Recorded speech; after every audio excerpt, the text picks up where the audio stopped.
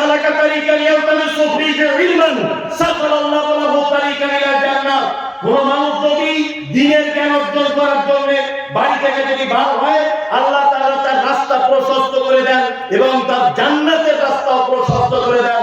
আমি মুমতাজুল ইসলাম আপনাদেরকে বলে দিয়ে একটু শুনে রেখে দেন, পৃথিবীতে যত কোয়ালিটির মানুষ বসবাস করে, মাস্টার, প্রফেসর, ইঞ্জিনিয়ার, ব্যারিস্টার, উকিল, হাকিম, কৃষক, মজুর, চালক, বক্তা, শ্রোতা যারাই আছে, ডাক্তার, প্রফেসর যারাই বসবাস করে, পৃথিবীতে দুটো মানুষ জান্নাত চলে যাবেই। মুহাম্মদ সাল্লাল্লাহু আলাইহি ওয়াসাল্লামের হাদিস অনুযায়ী এটা বোঝা যায়, সেটা হচ্ছে এক, মাদ্রাসায় যে ছাত্ররা পড়ে এরা জান্নাতে যাবেই। দুই, যারা বর্তমানে মৌলভী সাহেব হয়ে গেছে, মাদ্রাসা মসজিদের সঙ্গে যুক্ত আছে, এরা জান্নাতে যাবেই। মুহাম্মদ সাল্লাল্লাহু আলাইহি ওয়াসাল্লাম বলেছেন, মান সালাকা তারিকান ইয়ালতামিসু ফীহি ইলমান সাখারাল্লাহু লাহু তারিকান ইলাল জান্নাহ।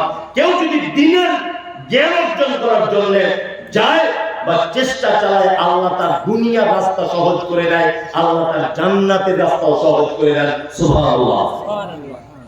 ছেলেকে মাদ্রাসায় পড়ান, জান্নাত। আমি ওই জন্য ইমাম সাহেবদেরকে বলেছি, মসজিদের মাদ্রাসার শিক্ষকদেরকে বলেছি, বেতন কম, একটু কষ্ট হবে, একটু কষ্ট হবে, তবে টেনশন করিয়েন না, আপনার জন্য রেডি হচ্ছে জান্নাত, রেডি হয়ে আছে। ছেলেকে মাদ্রাসায় ভর্তি করুন, জান্নাতে যাওয়ার চান্স আছে।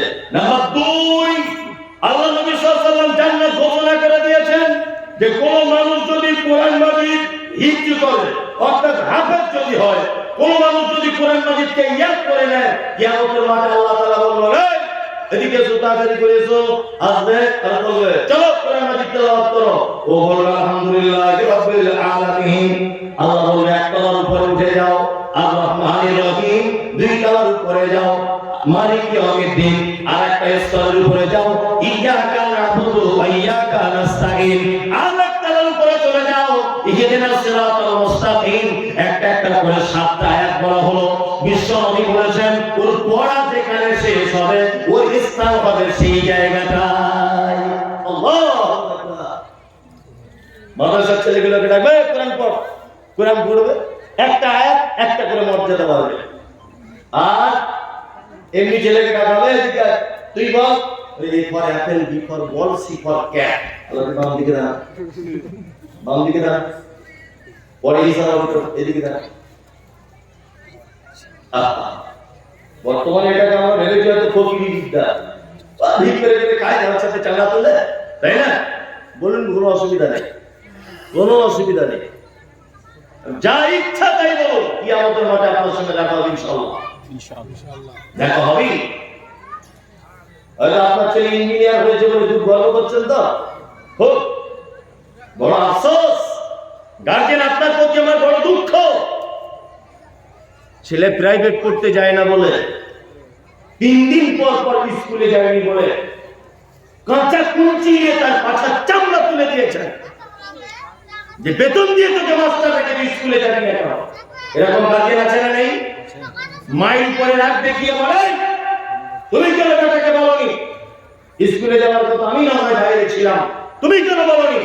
2-3 দিন স্কুলে যায়নি বলে পাছার চামড়া তুলে দিয়েছেন মেরে। একটা বাপ এখানে বলুন যে আমার বেটা 1 সপ্তাহ যাবত 1 ওয়াক্ত নামাজ পড়তে যায়নি মসজিদে, ওই জন্য তাকে 2 চড় মেরেছি। একটা বেটা বলুন তো, একটা বাপ বলুন, আছেন কেউ? কেউ না। অবশ্যই আপনার ছেলে ইঞ্জিনিয়ার করুন, মাস্টার করুন, প্রফেসর করুন, ব্যারিস্টার করুন, হাকিম করুন, জজ করুন, কোনো সমস্যা নেই। তবে নবীজি এই কথাটা বলবেন না, প্রত্যেক মুসলিম নরমালের করে দ্বীনের শিক্ষা ফরজ, এটা বাধ্যতামূলক। এইটার পরে আপনি এবিসিডি এই সাইডে যা ইচ্ছা হয় সেখানে কোনো অসুবিধা নেই। কি বুঝতে পারছেন না? চলুন, আমাদের নবী মুহাম্মদ সাল্লাল্লাহু আলাইহি ওয়াসাল্লাম তিনি বলেন যে কোন মানুষ যদি ফরজ সালাতের পরে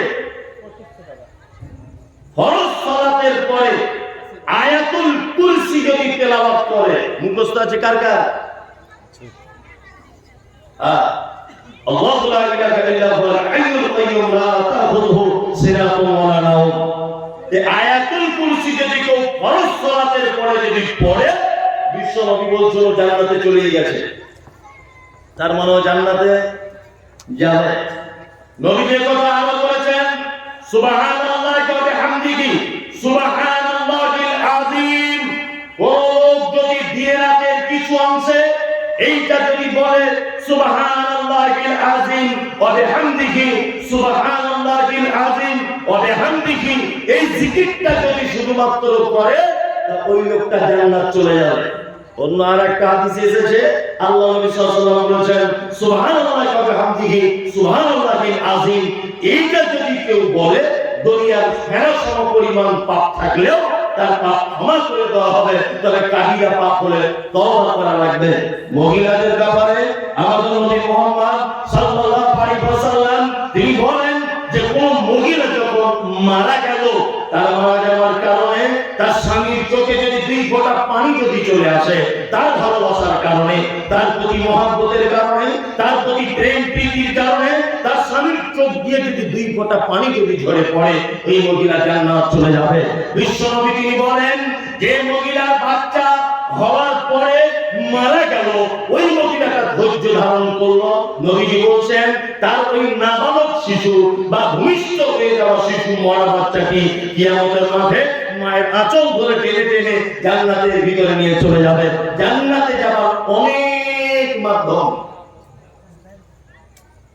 অনেক মাধ্যম জান্নাতে যাওয়ার। কি বললাম বুঝলেন?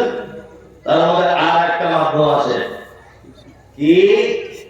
আল্লাহ নবী সাল্লাল্লাহু আলাইহি ওয়াসাল্লাম বলেছেন, এই জাহান্নাম থেকে বাঁচতে চাও আর জান্নাতে যেতে চাও, ইত্তাকুন নার ওয়ালাউ বিশিক্কি তামারিন।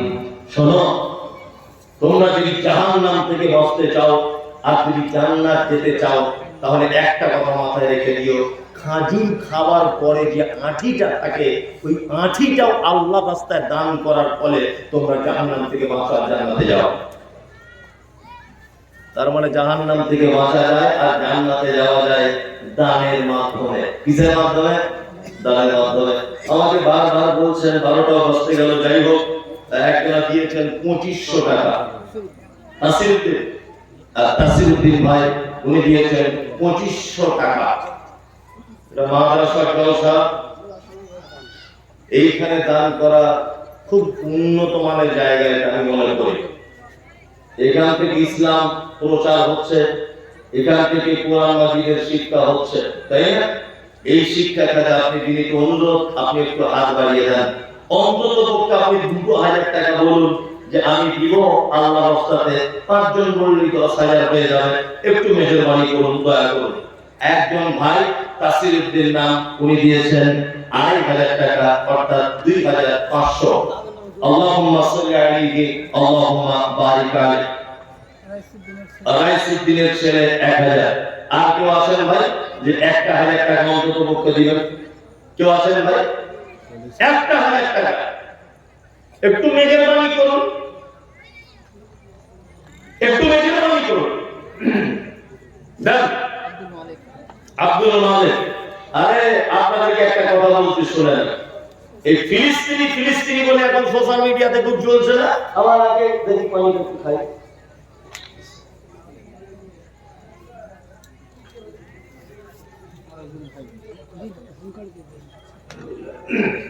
আপনারা বলছেন না ফিলিস্তিনি, বলছেন তো? বলছেন। এই মুহূর্তে আপনাদের কাছে দুটো অপশন, টোটাল পশ্চিম বাংলাতে নয়, বাঙালি বক্তারা ইউটিউব খুললে ফিলিস্তিন, এই কথা কেউ বলে না। এখান থেকে আপনি সহযোগিতা করতে পারবেন? ফিলিস্তিনে আপনি তো একদম সাধারণ লোক, সহযোগিতা করতে পারবেন? পারবেন না। তাহলে আপনি অন্তত পক্ষে দুটো কাজ করুন। এক, তাদের জন্য দোয়া করুন যে আল্লাহ ফিলিস্তিনের মুসলমানগুলোকে তুমি হেফাজত করো। 2, আপনি তাদের জন্য দোয়া করুন আর তাদের জন্য দান করুন। এইখানে বসে বসেই দান করুন। যে আমি 1000 টাকা দিলাম, মসজিদে আকসা দখল করে নিচ্ছে ইহুদিরা, প্যালেস্টাইনের মুসলমানরা বড় দুঃখের সাথে আছে, মানুষদেরকে হত্যা করে দেওয়া হচ্ছে, শিশুদেরকে মারা হচ্ছে, মসজিদে বোম মারা হচ্ছে, মানুষগুলোকে কচু কাটা করে দেওয়া হচ্ছে, নারী পুরুষকে উলঙ্গ করে হত্যা করা হচ্ছে। আমি তাদের জন্য 1000 টাকা দান করলাম। আজ পর্যন্ত সোশ্যাল মিডিয়াতে এরকম একটা পেয়েছেন? কেউ দান করেছে? অত সহজ নয়, কানতে পারবে, দান করতে পারবে না। একটা লোক রাস্তা দিয়ে যাচ্ছে, ভালো করে বুঝুন, রাস্তা দিয়ে যাচ্ছে, তার সঙ্গে আছে তার একটা পোষা কুকুর। লোকটা যাচ্ছে 4 চাকা ভিআইপি গাড়িতে, কুকুরটা তার গাড়ির ভিতরেই আছে। লোকটা হঠাৎ রাস্তার মাঝখানে দাঁড়িয়ে হাও হাও করে কাঁদছে। তা আরেকটা লোক ওই লোকটার কান্না দেখে দাঁড়িয়েছে। গাড়ির মালিককে জিজ্ঞেস করছে, বাবু কাঁদছেন কেন? কাঁদছেন কেন? তা বলছে, কাঁদছি এই কারণে যে আমার কুকুরটার খুব খিদে পেয়ে গেছে, ও জিভ বার হয়ে যাচ্ছে, মনে হয় মারা যাবে, ওই জন্য এখন তো কিছু পাচ্ছি না, এখানে দোকান নাই, ওই জন্য একটু কাঁদছি। তখন ওই লোকটা বলছে, বাবু ওই গাড়ির ভিতরে একটা টিফিন দেখতে পাচ্ছি, ওই টিফিনে কি আছে? বলছে, আমি অফিসে যাচ্ছি, ওই ভিতরে কলিজা ভুনা পরোটা আছে। তো ওই 2 পিস কলিজা ভুনার একটা পরোটা দিয়ে দেন, কুকুরটা খেয়ে নিতে যাবে। তখন গাড়ির মালিক বলছে, আরে পাগল, ওটা দিলে তো পয়সা খরচা হবে, কাঁদলে তো আর পয়সা লাগবে না। কাঁদলে কি আর পয়সা লাগবে? চোখের পানিতে পয়সা লাগবে না। আমাদের অবস্থা তাই। কত আপনি মুসলিম দরদি, কত আপনি ফিলিস্তিনি দরদি, 500 টাকা দিয়ে বলুন যে আপনি ওদের জন্য একটু দোয়া করুন। একটা লোক বলুন তো দেখি। শুনুন, এই মুহূর্তে 2টো দোয়া আপনাদের কাছে আমি আবেদন করে যাচ্ছি। 2টো দোয়া প্রত্যেক নামাজের পরে পরে করুন, প্রতিটা নামাজের পরে পরে। এক, ওয়ারসালা আলাইহিম তাইরান আবাবিল, আবরাহাকে ধ্বংস করার জন্য উপর থেকে যেমন ঝাঁকে ঝাঁকে পাখিকে আল্লাহ তাআলা পাঠিয়েছিলেন কি ছিলেন না? ছিলেন। আল্লাহ সুবহানাহু ওয়া তাআলা কাবাকে বাঁচিয়েছিলেন পাখির মাধ্যমে, তাই তো? ঠিক তেমন আমাদের মাঝে একজন নবী ছিলেন, নাম হলো তার ইব্রাহিম আলাইহিস সালাম। নমরুদের আগুন থেকে বাঁচিয়েছিলেন কে? আল্লাহ। আমাদের মাঝে একজন নবী ছিলেন, তার নাম হচ্ছে মূসা, ফিরআউনের কাছ থেকে বাঁচিয়েছিলেন। আমাদের মাঝে একজন নবী ছিলেন, তার নাম ইউনূস আলাইহিস সালাম, মাছের পেট থেকে বাঁচিয়েছিলেন কে? আল্লাহ। হে কাবার মালিক, তোমার কাছে আমার এই দোয়া, এই আবেদন থাকলো, দয়া করে যারা ফিলিস্তিনের মুসলমানদের উপরে অত্যাচার করছে, অবিচার করছে, দ্বিতীয় একজন বৃহত্তম জায়গা, তার নাম মসজিদ আকসা, এইটাকে দখল করার এবং ধ্বংস করে দেওয়ার যারা চক্রান্ত করছে, হে কাবার মালিক, তুমি তাদেরকে চিহ্নিত করো এবং ইসরায়েলের ইহুদিদেরকে চিহ্নিত করে তুমি পৃথিবীতে তাদের ধ্বংস করে দাও। এই দোয়া করবেন প্রত্যেক নামাজে। আর দ্বিতীয় দোয়া করবেন আমাদের পার্শ্ববর্তী দেশ, তার নাম বাংলাদেশ। আপনারা জানেন যে বাংলাদেশের বড় বড় তাফসীরুল কোরআন মাহফিল হয়। ওই তাফসীরুল কোরআন মাহফিলে যারা তাফসীর কারক হিসেবে বক্তব্য রাখেন, এই সমস্ত বড় বড় মুফাসসিরে কোরআনদেরকে বিনা অপরাধে হাদিস এবং কোরআন সত্য কথা তুলে দেওয়ার কারণে অন্যায়ভাবে জেলখানার ভিতরে বন্দী করে রাখা হয়, অন্যায়ভাবে মানুষকে ফাঁসির মঞ্চে ঝুলিয়ে দেওয়া হয়। এই মুসলিমদের চরম শত্রু, অর্থাৎ ইমানদারদের শত্রু, মুসলিমদের নয়, ইমানদারদের শত্রু, সহিহ হাদিস এবং কোরআনের শত্রু। আগামী 2-1 মাসের ভিতরে বাংলাদেশের নির্বাচন আছে, দোয়া করবেন যাতে হাসিনার নৌকা পানিতে ডুবে যায়। অবশ্যই দোয়া করবেন যাতে হাসিনার নৌকা পানিতে যেন ডুবে যায়। অবশ্যই মুসলিম দেশ হিসেবে দেশটাকে খুব ভালো লাগে, কিন্তু অসভ্য সরকারের কারণে দেশটা আজকে সারা বিশ্বের কাছে অপমানিত লাঞ্ছিত একটাই কারণ, এই মহিলাটির কারণে। এই একটাই মাত্র মহিলা। আল্লামা দিলওয়ার হোসেন সাইদির মতো একজন বিশ্ববিখ্যাত মুফাসসির কোরআন জেলখানাতে ভর্তি, মারা গেলেন। খুব আফসোস লাগে, মামুনুল হক জেলখানাতে বন্দী, আজ পর্যন্ত বন্দী হয়ে রয়েছেন। আমার খুব প্রিয় শ্রদ্ধা ভাজন, যদিও কোনোদিন ওনাকে চোখে দেখিনি, তারপরেও মুফতি আমির হামজা ভাই, তিনি আজ দীর্ঘদিন যাবৎ জেলখানাতে রয়েছেন। বাংলাদেশের প্রখ্যাত আলেম, তিনি আপনার নাম শুনেছেন, আব্দুর রাজ্জাক বিন ইউসুফ। কত 5,000 কোটি টাকা কত মিথ্যা মামলা ওনার নামে দেওয়া হয়েছিল। এইরকম ভাবে অজস্র আলেমদেরকে অন্যায়ভাবে জেলখানাতে বন্দী করে রাখা হয়েছে শুধুমাত্র হক কথা বলার কারণে। দোয়া করবেন যে এই মহিলা এই দেশ থেকে নৌকা যেন ডুবে যায়, অবশ্যই দোয়া করবেন। আর 1 মাসের ভিতরে নির্বাচন, সঠিক নির্বাচন যদি হয় এবছর আমরা আশা করছি যে এই মহিলা ছাড়াই বাংলাদেশ চলবে অন্য কোন রাজনৈতিক দলের মাধ্যমে, ইনশাআল্লাহ। দোয়া করবেন যে আল্লাহ জানে ইসরায়েলের ইহুদিদেরকে একটা একটা করে চিহ্নিত করে যেন তাদেরকে নিস্তানাবুদ করে দেয়, যেমন আবরাহাকে করা হয়েছিল। দোয়া করবেন এগুলো। মাদ্রাসা জলসা রাত্রি এখন 12টা বাজে, আমি বেশি আলোচনা করছি না। আপনারা দয়া করে 1500 যার কাছে যা আছে এই নিয়ে করুন যে আমি তো ফিলিস্তিনে যেতে পারছি না, তা ওদের জন্য আমি 500 টাকা দিলাম, আল্লাহ যেন ওদের হেফাজত করে। এরকম তো আছে? একটা লোক দেখিতে দেখি যে আপনি বলুন আল্লাহ আল্লাহ মানুষ মুসলিমদের উপরে দরদ আছে, আছেন তো? অথচ ভারত পাকিস্তান খেলা হলে কোন এক দল জিতে গেলে 500 টাকার চকলেট বিলি করতে দেখা যায় অনেক মুসলমানকে, দেখা যায় না? জিলাপি বিলি করতে দেখা যায় না? যায়। মাশাআল্লাহ, একজন দিয়েছেন 500 টাকা, আলহামদুলিল্লাহ 500 টাকা করে দিয়েছেন। আল্লাহ তুমি এই দানকে কবুল করে নাও। আর উনি যে নিয়তে দিয়েছেন ওনার নিয়তটা আমি জানি না, আল্লাহ ওনার নিয়তকে তুমি পুরা করে দাও, আমিন আমিন। কে এটা দিয়েছেন? জিনারুল হক 500 টাকা।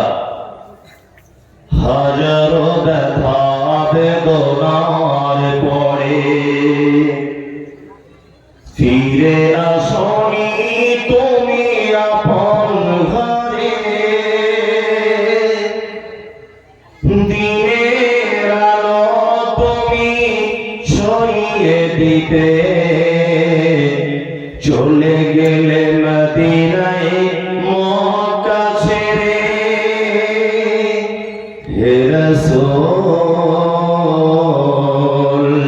তোমাকে ভুলি আমি কেমন করে, হাজারো ব্যথা বেদনার পরে ফিরে আসনি তুমি আপন ঘরে, দিনের আলো তুমি ছড়িয়ে দিতে চলে গেলে মদিনায় মক্কা ছেড়ে।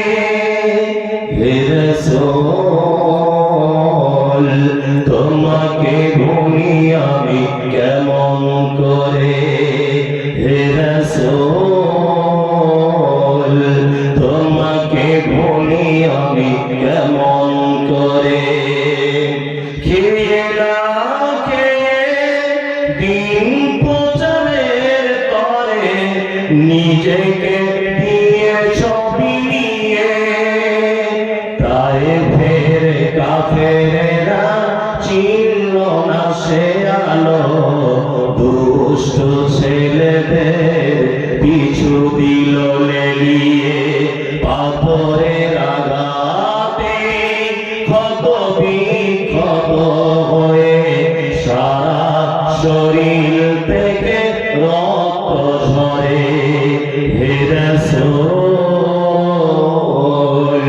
তোমাকে ভুলি আমি কেমন করে, হাজারো ব্যথা বেদনার পরে ফিরে আসনি তুমি আপন ঘরে, দিনের আলো তুমি ছড়িয়ে দিতে চলে গেলে মদিনায় মক্কা ছেড়ে। হে রাসূল তোমাকে ভুলি আমি কেমন করে। আসেন ভাই, কেউ আছেন যে 10-20 টাকা যার কাছে যা আছে তাই দিবেন? মাশাআল্লাহ। ওয়া আলাইকুম আসসালাম ওয়া রাহমাতুল্লাহ। 500 টাকা একজন দিলেন। আল্লাহ তাআলা দানকে তুমি কবুল করে নাও, আমিন। দেন ভাই, যার কাছে যা আছে তাই দেন। মা বাবার দুইটি সন্তান, তারা হিন্দু মুসলমান, মন্দিরেতে ঘন্টা বাজে, মসজিদে হয় আযান। মা বাবার দুইটি সন্তান, তারা হিন্দু মুসলমান, মন্দিরেতে ঘন্টা বাজে, মসজিদে হয় আযান। ঘন্টা বাজায় পূজার তরে, ঘন্টা বাজায় পূজার তরে, পূজা করে ভক্তি ভরে, দয়াল খোদার ডাকে গো তারা বলে ভগবান। মা বাবার দুইটি সন্তান, তারা হিন্দু মুসলমান, মন্দিরেতে ঘন্টা বাজে, মসজিদে হয় আযান। এক মায়েরই দুই ছেলে বলে, ভাই ভাই সকলেই বলে, একই পক্ষের দুটো তারা করেন দুজন পান। মা বাবার দুইটি সন্তান, তারা হিন্দু মুসলমান, মন্দিরেতে ঘন্টা বাজে, মসজিদে হয় আযান। কেউ আছেন ভাই দিবেন? আল্লাহর রাস্তা দিয়ে দেন। জি দেন, রাত্রি 12টা বাজে এখন। যার কাছে 10-20 টাকা আছে দিয়ে দেন। দেন, আল্লাহর রাস্তা দেন। আছেন বুলবুল নবীজির শাগে মদিনা, নবীজির বাগে মদিনা, হায় রে গুলজার মদিনা। আছেন বুলবুল নবীজির, আছেন বুলবুল নবীজির শাগে মদিনা, নবীজির রাগে মদিনা, হায় রে গুলজার মদিনা। মদিনা মদিনা বলে ভোরের নূর দলে দলে, মদিনা মদিনা বলে ভোরের নূর দলে দলে, স্বর্গ হতে সবে বলে যাই গো মদিনা। আছেন বুলবুল নবীজির শাগে মদিনা, নবীজির রাগে মদিনা, আছেন বুলবুল নবীজির। আছেন ভাইয়া? হ্যাঁ, তাহলে শেষ করে দিই, শেষ করে দিই। মসজিদ ভাড়া দেওয়া হবে তো? চেষ্টা জি দেন, দেন কিছু দেন, আমার অবস্থা দেন। অন্ততপক্ষে 10-20 টাকা কার কাছে তাই দেন, আমার সঙ্গে একটু মুসাফা করে যান। এখন মানুষ সব চালাকি বুঝতে পেরে যাচ্ছে যে মুসাফাতে এমনিতে থাকে না। আসুন একটু দেন, মানে 10-20 টাকা যা আছে তাই দেন। একটা গরিব মাদ্রাসা যদি কিছু হচ্ছে, শুকরিয়া। আসুন আসুন, রমজান মাসে তো যায়, কলকাতাতে যায় তো নাকি? আপনি যাই করতে মাদ্রাসা থেকে যায়, কলকাতা যায় না?